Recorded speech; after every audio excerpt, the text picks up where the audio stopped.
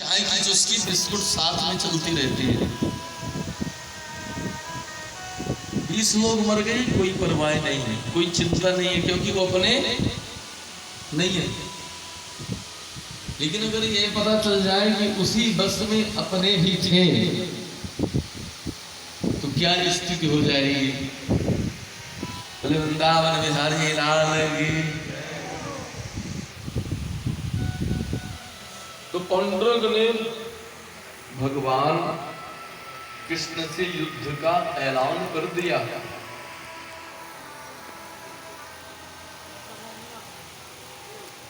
समस्त सेना लेकर के पहुंच गए भगवान भी युद्ध के लिए। भगवान ने अपने सुदर्शन चक्र से पौंड्रक का गोविंदाय नमो नमः कर दिया। पौंड्रक जो था वो भगवान में ही उसकी ज्योति लीन हो गई।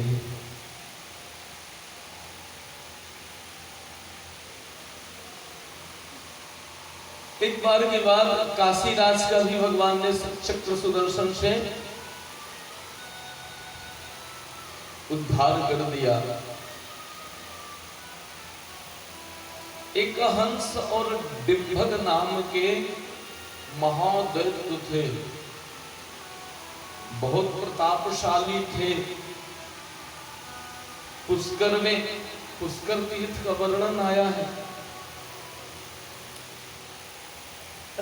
पूरे भारत में एक ही स्थान है ब्रह्मा जी का, एक ही मंदिर है पुष्कर में।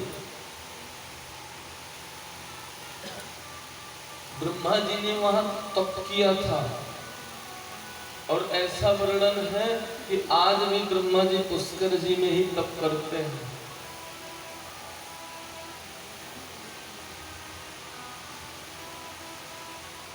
तो हंस और डिंभक नाम के दो भाई थे, बहुत शक्तिशाली। ब्रह्मा जी से वरदान पाया। पुष्कर में तप करने के बाद ब्रह्मा जी से वरदान मांगा। डिंभक ने वरदान मांगा कि प्रभु इस सृष्टि में मुझे कोई मार न सके। ब्रह्मा जी ने कहा ये तो नहीं हो सकता, लेकिन तुम्हें अगर यही चाहिए पर एक वरदान और दूंगा। जो तुम्हारा भाई हंस है ना, तुम उसका वियोग करते करते मर जाओगे।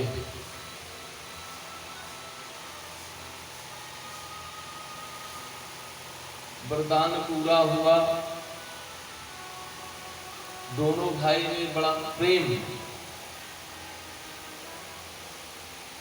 रहते रहते एक दिन की बात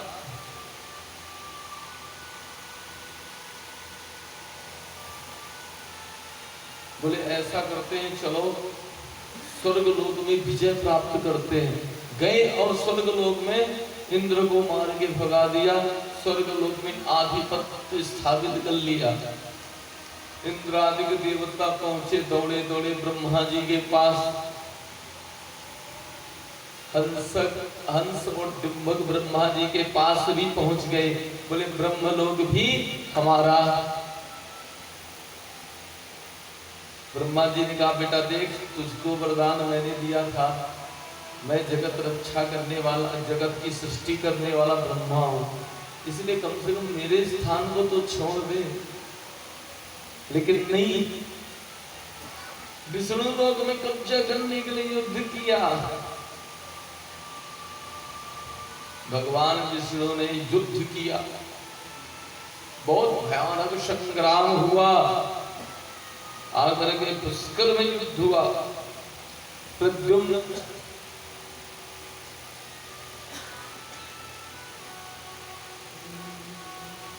कई हजार वर्षों तक ये युद्ध चला।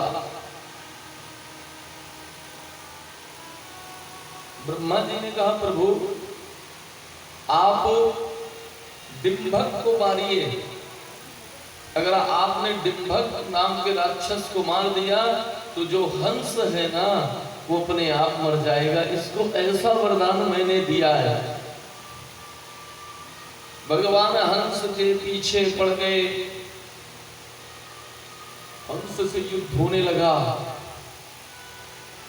और भगवान ने हंस को अपने चक्र सुदर्शन से काटा। अब डिंभक जो था बहुत बलवान, बहुत शक्तिशाली, बहुत युद्ध किया, भगवान उसको नहीं हरा पा रहे थे। लेकिन भगवान ने कहा सुन, तेरे भाई को मार दिया, अब तू ही बचा है। जो डिंभक नाम का था राक्षस, वो अपने भाई को ढूंढने चला, युद्ध छोड़ करके पूरी पृथ्वी पर ढूंढते ढूंढते ढूंढते पुष्कर में देखा कि उसका भाई मरा हुआ पड़ा है। और जैसे ही उसने भाई को देखा और अपने प्राण पखेरु कर लिए। और इस तरह हंसक और डिंभक की बहुत बड़ी 18 अध्यायों में कथा है, जो आपको हमने केवल 18 मिनट में सुना दी।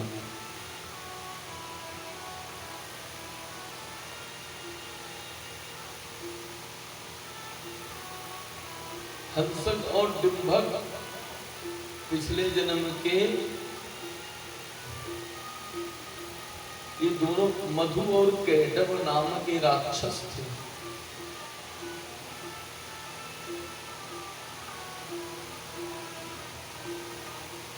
एक एकलव्य नाम का राक्षस इनका मित्र था, बहुत शक्तिशाली था और जरासंध का परम मित्र। एक तो महाभारत कालीन में एकलव्य हुए, जिनका अंगूठा गुरु द्रोणाचार्य ने ले लिया था।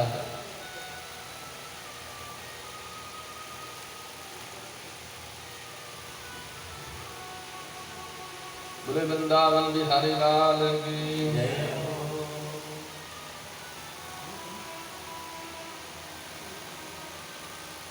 आइए 2 मिनट सब लोग पानी पी लीजिए, फिर इसके बाद एक भजन गा लेते हैं, है ना। हाँ, श्री राधा वल्लभ सरकार की जय हो।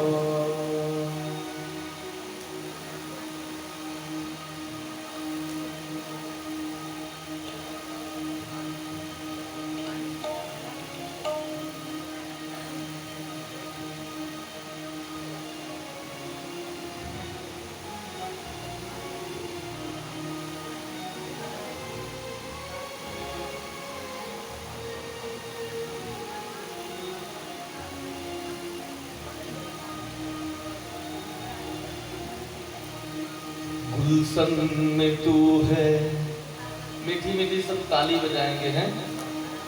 हाँ, गुलशन में तू है, बहारों में तू, मेरे श्याम चंदा और तारों में तू।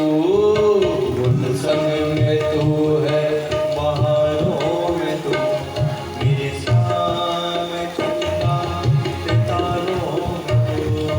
गुलशन में तू है, बहारों में तू, गुलशन में तू है, बहारों में तू, मेरे श्याम चंदा और तारों में तू, मेरे सामने चंदा और तारों में तू।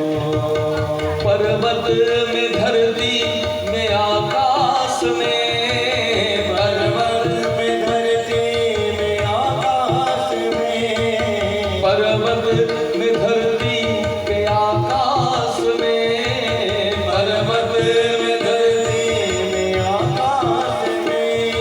तू हर दिल में रंग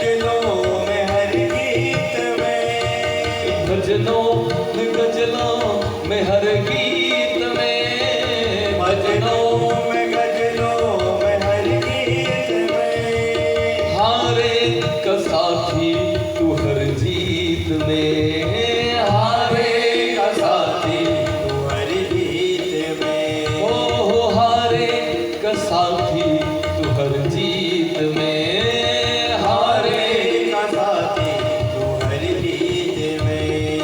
भक्तों के प्यारे जयकारों में तू, भक्तों के प्यारे जयकारे में तू, भक्तों के प्यारे जयकारों में तू, भक्तों के प्यारे जयकारों में तू, मेरे श्याम चंदा और तारों में तू, मेरे श्याम चंदा और तारों में तू, नगीने में नगमे तेरा नूर है, नगीने में नगमे में तेरा नूर है, नगीने में नगमे तेरा नूर है, नगीने में नगमे तेरा नूर है, कण कण में रहता नहीं दूर है, कण कण में रहता नहीं दूर है, कण कण में रहता नहीं दूर है, कण कण में रहता नहीं दूर है, हीरे में मोती में हारों में तू, हीरे में मोती में हारों में तू, मेरे श्याम चंदा और तारों में तू, मेरे श्याम चंदा और तारों में तू, मेरे श्याम चंदा और तारों में तू, मेरे श्याम चंदा और तारों में तू, गुलशन में तू है बहारों में तू, गुलशन में तू है बहारों में तू, गुलशन में तू है बहारों में तू, गुलशन में तू है बहारों में तू,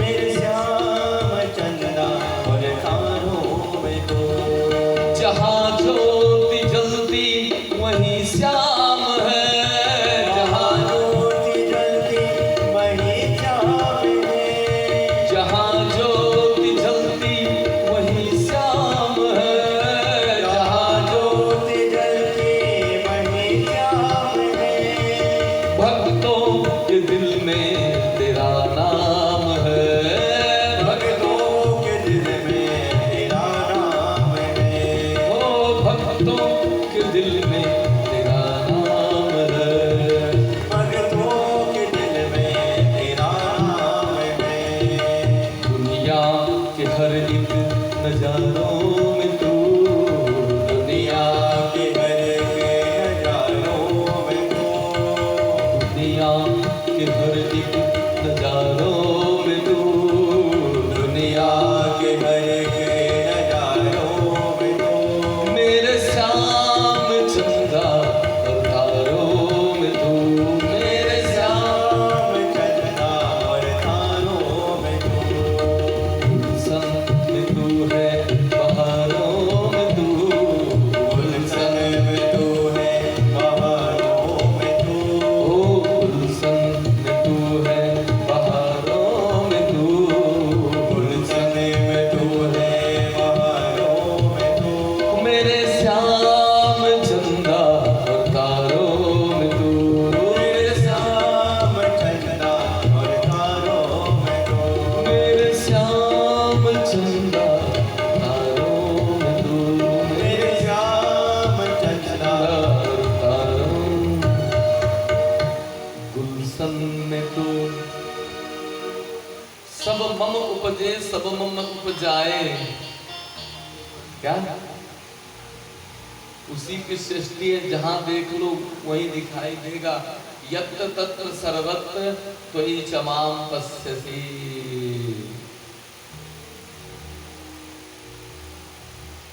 हिंसक डिंबक की बड़ी सुंदर कथा बताई, कलयुग का वर्णन किया।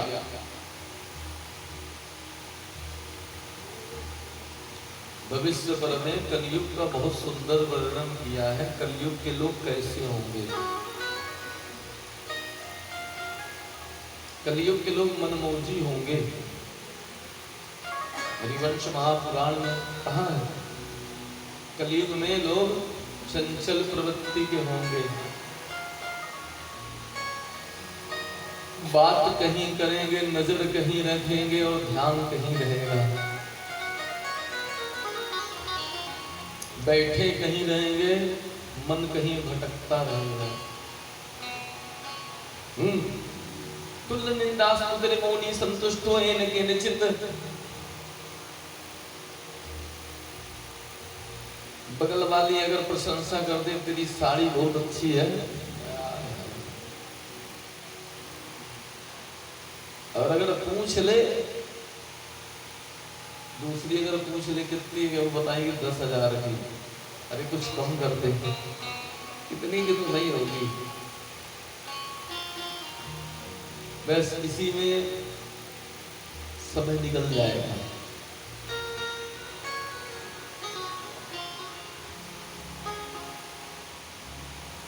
माने माता पिता नहीं, माता पिता को मानने वाले नहीं होंगे,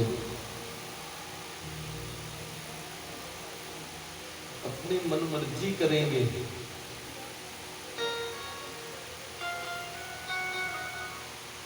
अपनी मनमर्जी करेंगे। भगवान को भी स्वार्थ के लिए यूज करेंगे। मेरा ऐसा हो जाए, मेरा वैसा हो जाए।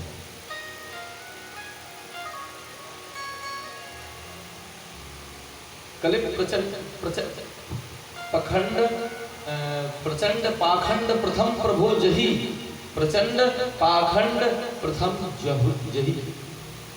प्रचंड और पाखंड का छलावा दिखावा, प्रचंड पाखंड प्रथम प्रभो जही, ज्यादा पखंड रहेगा।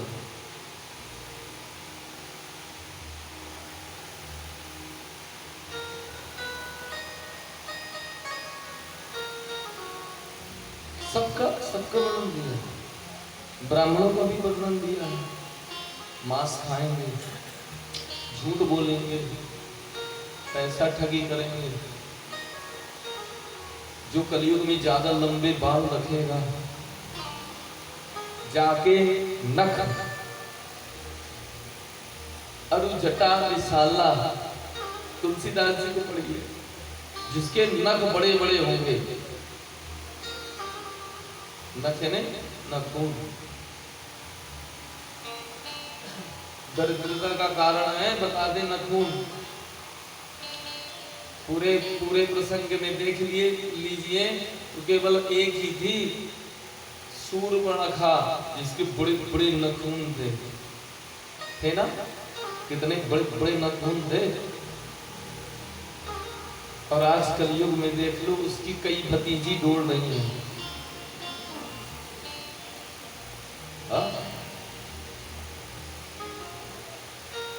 तो कलयुग में ये अंतर रहेगा,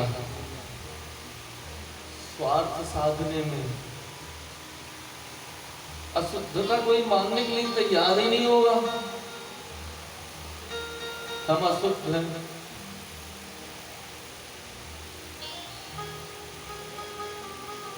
हमारे यहाँ शास्त्रीय विधान में इतना तक वर्णन है कि अगर यहाँ हाथ लगा लिए ना, तो ऐसे हाथ धोना पड़ता है।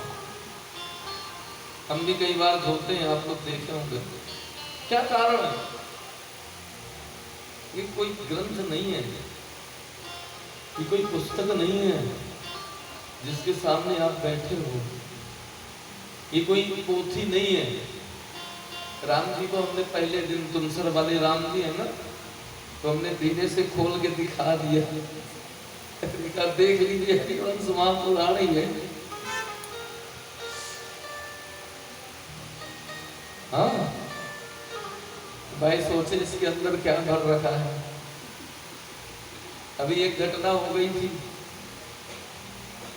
इसलिए मैंने पहले दिन ही, ये हमारे काफी बहुत हमारा वो ध्यान रखते हैं, बहुत प्रेमी हैं, अब एक तरह से कहा जाए बड़े भाई भी मैं मानता हूँ उनको। तो एक ऐसी घटना हुई हमारे साथ हुई, इसलिए हम बता रहे हैं। अभी हम बनारस गए थे कथा करने के लिए, तो वहां टोटल यादवों का परिवार था, एक से एजुकेटेड लोग थे, बड़े बड़े, सब सूरत में रहते हैं। सूरत अंकलेश्वर नाम एक भरूच नाम की जगह है, सब वहां का परिवार था। बोले कथा करवानी है, गुरु जी ने कहा करवा लो। बातचीत हो, मैंने कहा कुछ नहीं भैया, कथा आराम से सुनो, आपका कोई दक्षिणा नहीं हम मांग करते, कोई चीज नहीं कहते हम, हमारी यही चीज दक्षिणा रहती, हमारे सामने बैठ जाओ ना, ऐसे और ऐसे बगल मत करो, सामने स्टेट हो जाओ एकदम, मोबाइल वोबाइल रख दो 3 घंटे के लिए, बहुत आनंद आएगा।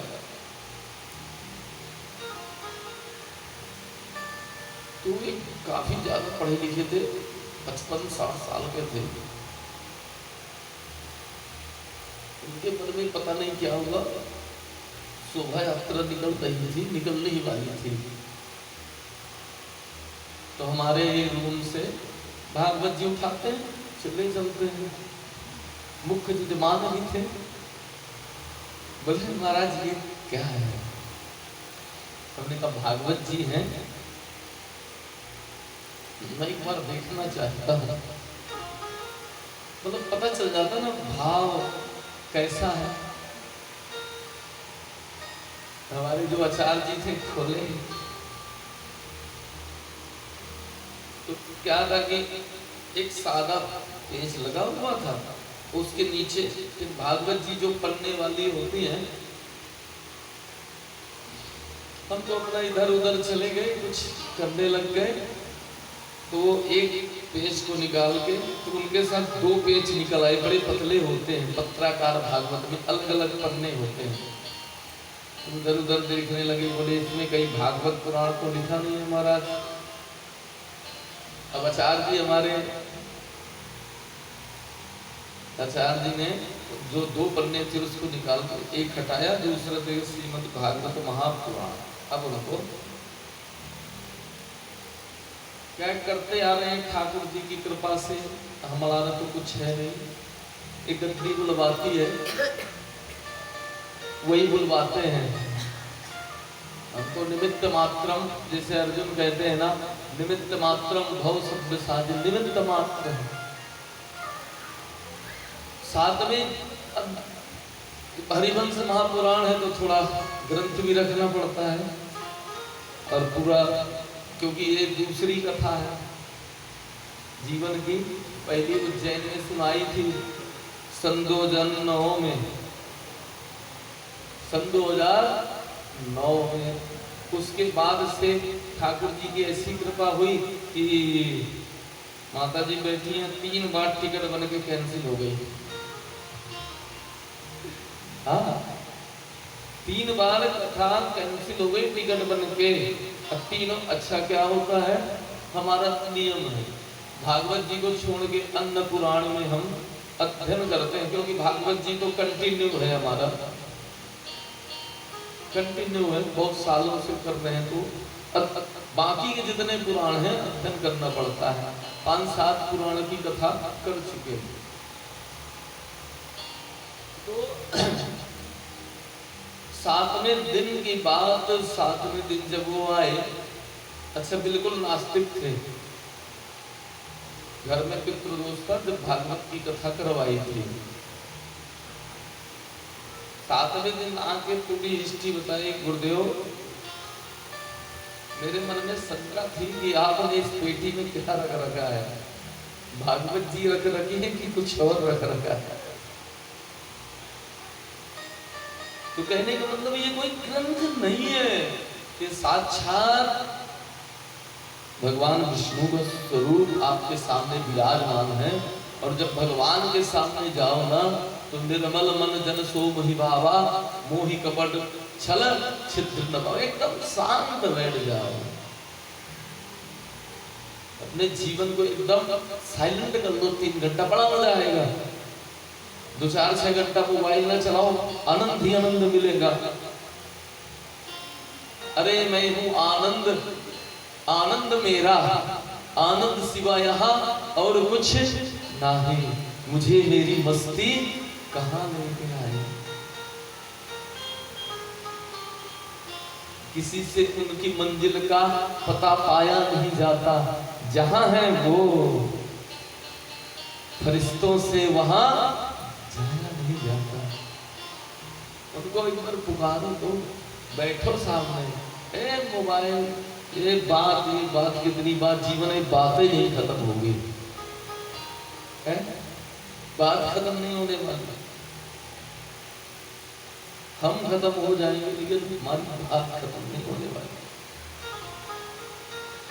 तो ऐसा पुष्कर तीर्थ का कलयुग का वर्णन किया कि लोग मतलबी हो जाएंगे।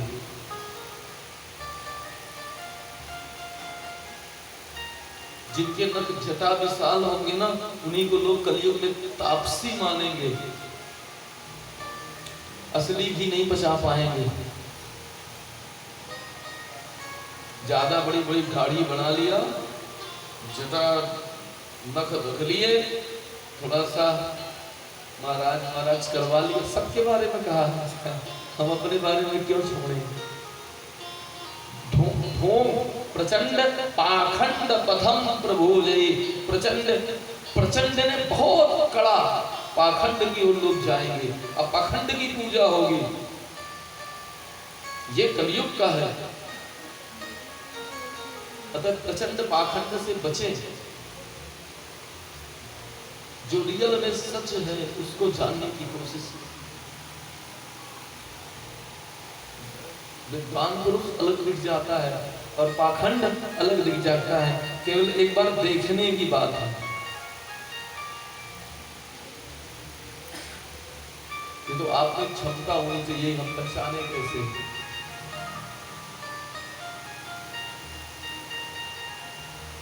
हमको याद है अभी कुछ साल पहले की घटना, कुछ थोड़ा खाड़ा जानते थे, बोले ऐसा है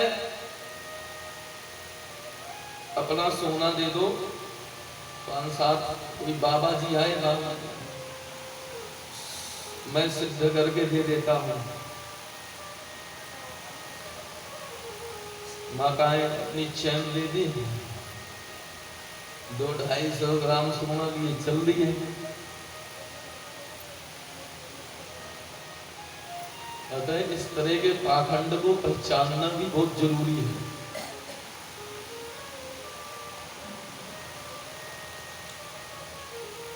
वस्तुतः सत्यता क्या है,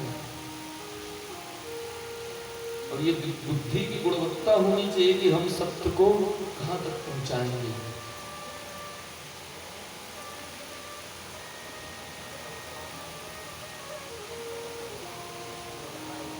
भविष्य महापुराण में, भविष्य पर्व में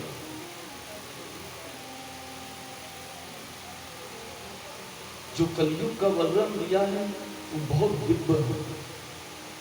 अगर आपको कलयुग के बारे में पूर्णतः बताने लग जाएं तो पूरा 3 दिन तक।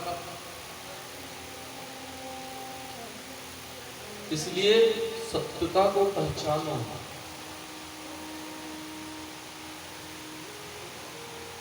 और अपने जीवन को अगर सार्थक बनाना है, एक नाम जप ले लो, नाम जप जो हमेशा चलता रहे। जय राम नाम हो, जय श्याम नाम हो, जय राधे श्याम हो, जय दुर्गा जी का नाम हो, जय कृष्ण कन्हैया लाल का हो।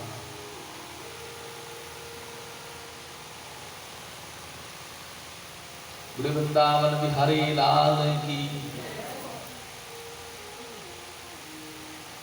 वैशंपायन जी ने कहा, राजन जन्मेजय जो तीनों पर्व की कथा सुनाई है, हरिवंश महापुराण वंश उत्पत्ति का बहुत बड़ा स्रोत है। जो इस हरिवंश महापुराण को सुनते हैं, जो पढ़ते हैं, जो धारण करते हैं, उनके यहाँ वंश उत्पत्ति होती है। कोई ग्रंथ हो, जय भागवत पुराण हो, जय शिव महापुराण हो, घर में रख के आरती करेंगे, उसका अलग ही फल आपको मिलेगा। कोई भी, आपको दुर्गा सप्तशती ही रख लीजिए, एक छोटी सी गीता ही रख लीजिए। गीता पे कितने ग्रंथ बन गए। भगवान क्या कहते हैं गीता में? गीता श्रेयहम तिष्ठामि। समझिएगा, गीता कोई ऐसा वैसा नहीं है। गीता श्रेयहम तिष्ठामि, गीता के सहारे में बैठता हूं। गीता में उत्तमम गृहम, ये जो गीता है ना, ये मेरा उत्तम घर है। आगे की कड़ी तो बलिहार। गीता ज्ञान उपाश्रित्या, गीता के ज्ञान के आश्रित रह करके भगवान कृष्ण भी गीता के ज्ञान के आश्रित हैं। और क्या करता हूं मैं? गीता के ज्ञान के आश्रित रह करके त्रीन लोकान पालयाम्यहम्, तीनों लोगों का मैं पालन करता हूं। जब स्वामी विवेकानंद जी गए ना विदेश, तो पता चला कि कोई भारत का संत आया हुआ है। इसका अपमान कैसे किया जाए? विदेशी लोग बोले इसका अपमान, इसके भारत का जो ग्रंथ है ना, उसको सबसे नीचे रख देते हैं। अब जितने अन्य ग्रंथ थे उन लोगों के, गीता के ऊपर समस्त ग्रंथ रख दिए। और विवेकानंद जी के पास जाके बोले, प्रभु देखो आपका ग्रंथ कितना छोटा है और आपका ग्रंथ सबसे नीचे रखा गया, इसमें कोई सार नहीं है, कोई तत्व नहीं है। विवेकानंद जी मुस्कुराने लगे। विवेकानंद जी गए और धीरे से झटके से गीता उठाई और सब ग्रंथ जितने से धड़ धड़ करके नीचे आ गए।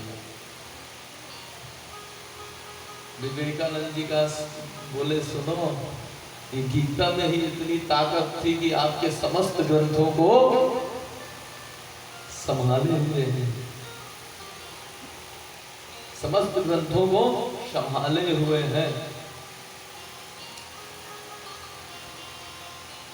आगे चल के त्रिपुरदाह का प्रसंग आता है।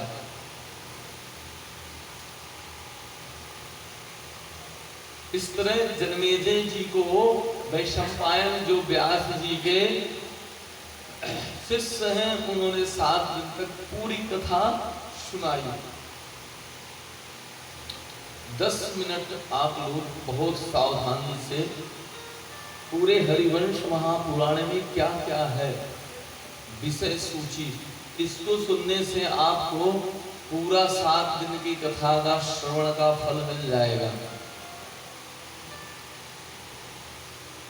बहुत प्रेम से, बिल्कुल भी एकदम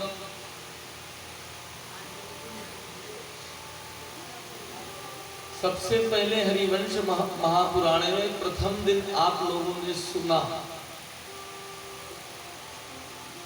बहुत शांति से सुनिएगा। हरि पर्व, 3 पर्व हैं हरिवंश महापुराण में। प्रथम पर्व है हरि पर्व। हरि का सृष्टि का वर्णन, सृष्टि कैसे होती है। सब मम उपजे सब मम उपजाए, भगवान कहते हैं जितनी बड़ी सृष्टि है सब मेरी है, मेरी बनाई हुई है। भगवान की नाभि से कमल, कमल से ब्रह्मा जी उस कमलनाल में गए, ऊपर नीचे उनको हजारों वर्ष हो गए, लेकिन ये पता नहीं चला कि मेरे को उत्पन्न करने वाला कौन है।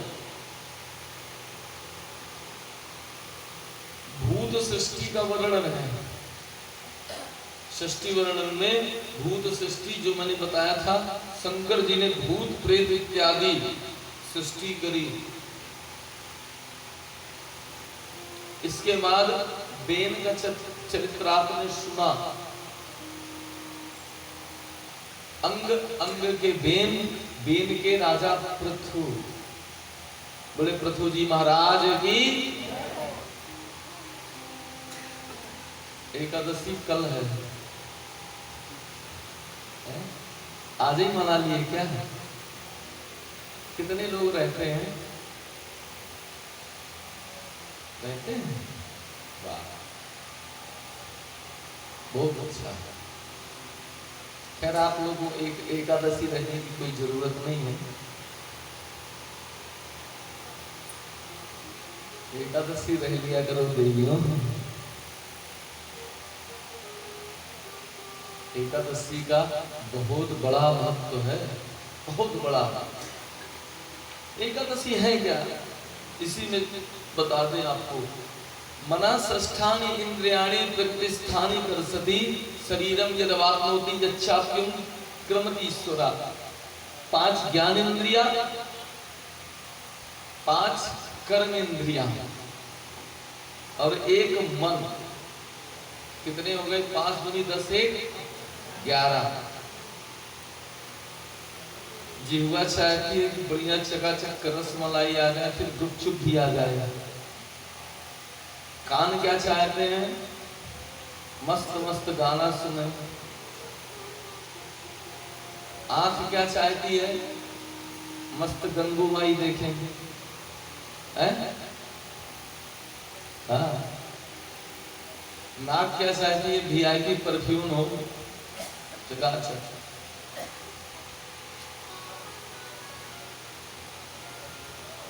ये अलग अलग खींचती है, अलग अलग।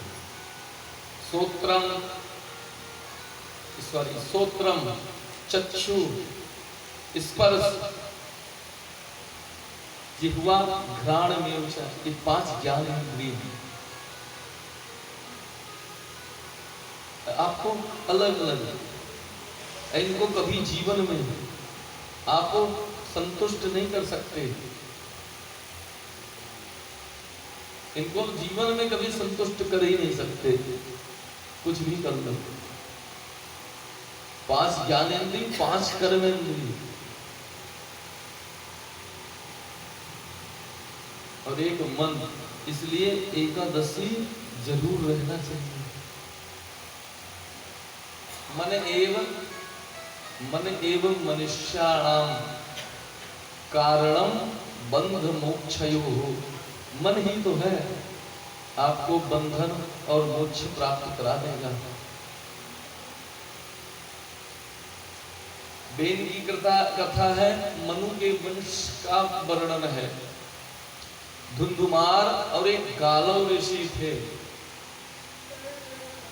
गालव ऋषि की कथा है और इक्ष्वाकु वंश।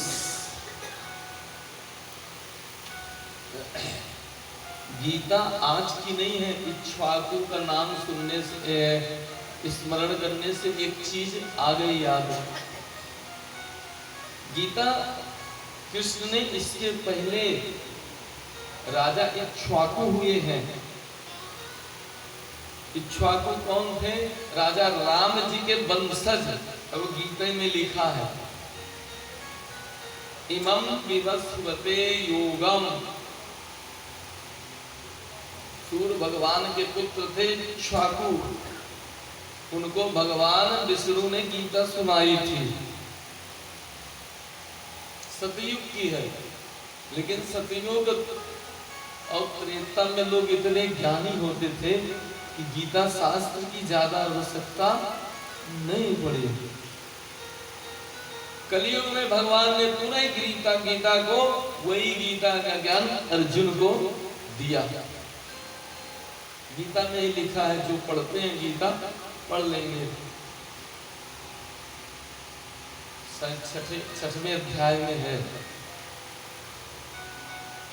श्राद्ध सोमवंश का वर्णन दिया, जिसमें भगवान कन्हैया का जन्म हुआ। ब्रह्मा के अत्रि ऋषि के चंद्रमा के बुध के पुरुरवा के यदु, तुर्वसु, पुरु इत्यादि दुहे अनु, कई पुत्र हुए और इसी से इनका वंश चला। त्रिशंकु की कथा आती है, जिसको विश्वामित्र जी ने स्वर्ग भेज दिया, तो स्वर्ग से दो देवताओं ने उनको धक्का दिया, तो आज भी लटके हुए हैं। हरिश्चंद्र जी की भी कथा आती है। श्यमंतक मणि का प्रसंग पहले आता है। तारका में संग्राम, बहुत विशाल युद्ध हुआ, उसकी कथा आती है। और ब्रह्मलोक का वर्णन आता है। भगवान विष्णु निद्रा से जगते हैं और सृष्टि की उत्पत्ति करते हैं, पालन करते हैं। ये आप लोगों ने प्रथम दिन की कथा में सुना। दूसरे दिन की कथा में आपको सुनाया गया हंस नारद संवाद।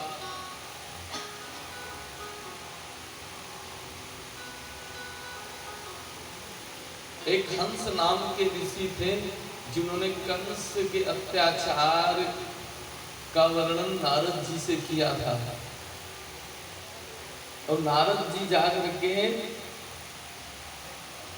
कंस से मिले और भगवान कन्हैया का जन्म होता है। ब्रज की कुछ लीलाओं का वर्णन केवल है। जैसे हमने मनाया था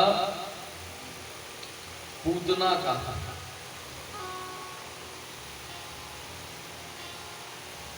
का, कालीनाग और गोवर्धन, ये 4-5 लीलाओं का केवल वर्णन दिया है। और गोविंद का मथुरा जाना, गोपियों का विरह,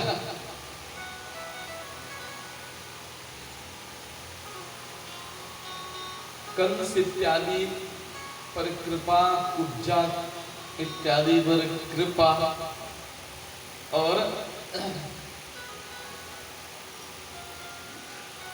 अस्थि प्राप्ति का दुख सुन करके जरासंध ने 17 बार आक्रमण किया। और भगवान ब्रजवासियों को रात में ही ले जाकर के द्वारकापुरी का निर्माण करके द्वारकापुरी पहुंचा दिया। कालेवन नाम के राक्षस का मुचकुंद के द्वारा उद्धार करवाया भगवान ने। अब गोमंतक पर्वत आता है, गोमंतक पर्वत में आग लगा दी गई। भगवान वहां से भाग करके द्वारकापुरी चले गए। द्वारकापुरी में बलराम जी का विवाह हुआ। कन्हैया का विवाह आपने धूमधाम से मनाया है। रुक्मी बध 62वें अध्याय में बलराम जी का वर्णन दिया है कि बलराम जी ने यमुना का आकर्षण किया। 63वें अध्याय में आपने सुना कि रुक्मी का वध किया। पारिजात की कथा सुनी और सीधे सीधे नरकासुर की कथा सुन के आपने भगवान की 16,108 विवाह सुन लिए। प्रद्युम्न शंबरासुर का वध और बाणासुर की कथा। कलयुग का वर्णन, पुष्कर तीर्थ का महत्व।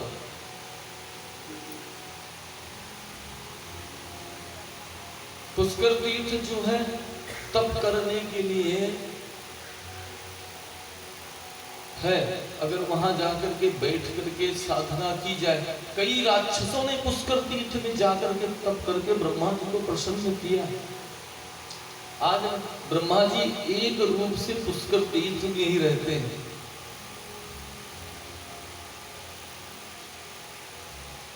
और जो भी राक्षस वरदान मांगते हैं ना, जब वो उल्टा मांगे और जब सीधा, ब्रह्मा जी आराम से उनको प्रदान कर देते हैं। बराह, नृसिंह, हिरण्याक्ष, हिरण्यकश्यप और वामन भगवान की कथा आपने सुनी। इस तरह करके जो मुख्य विशेष कथा थी, आप लोगों को सुनाई गई। वैसे लगभग आप लोगों ने बड़ी श्रद्धा से 7 दिन तक बड़े दिल से सभी लोग कथा सुने। आइए इस मंत्र को 3 बार बोलें और कथा को यहीं विश्राम लेकर के थोड़ी होली का उत्सव मनाएंगे। बसंत चल रहा है वृंदावन में, बसंत पंचमी से ही हमारे यहाँ होली उत्सव। यहाँ भी है? कोई बता रहे थे होली चालू हो गई महाराज। हमने कहा बहुत अच्छा, होली भी मना लेंगे। हमारे मिंटू भैया को एक बार बोलने की बात है, वो एकदम रेडी रहते हैं? सभी लोग बोलिए ओम हरे नमः, हरे नमः, हरे नमः। बोले वृंदावन बिहारी लाल की, श्री हरिवंश महापुराण की, श्री व्यास जी महाराज की, श्री वैशंपायन महाराज की, राधा जन्मेजय महाराज की, जय जय श्री राम, जय जय श्री राम, जय जय श्री राम। नमः पार्वती पतये, हर हर हर महादेव।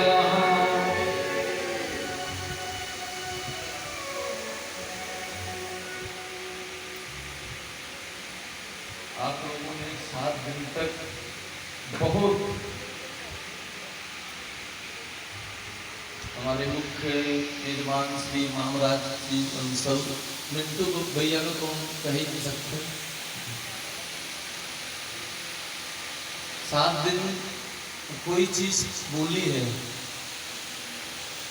एक तो हम बोलते ही नहीं है, और हल्के से यदि इशारा भी कर दिया है तो बहुत तेजी से जवाब आया है। हाँ नहीं जवाब आया है।